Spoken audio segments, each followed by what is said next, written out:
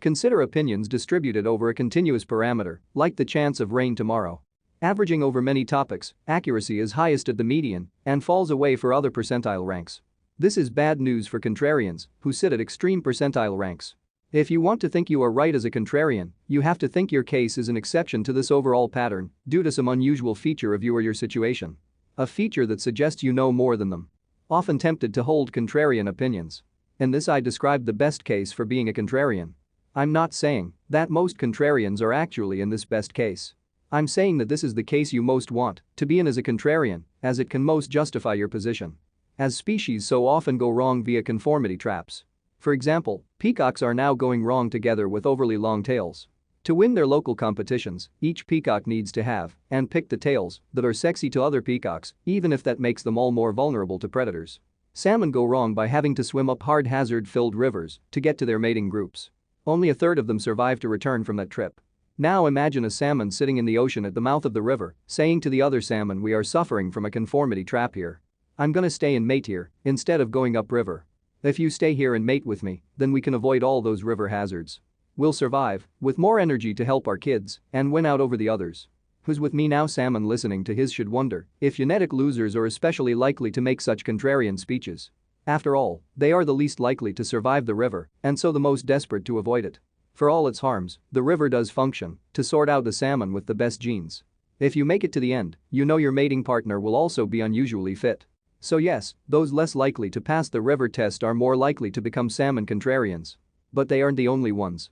Also more likely are A, those who can better sort good from bad mates in other ways, B, those who can better see the conformity traps, and C, they are especially big C, those who can better see which are the best places to start alternatives to the conformity traps, and those who happen to have invested less in, and thus are less tied to, existing traps.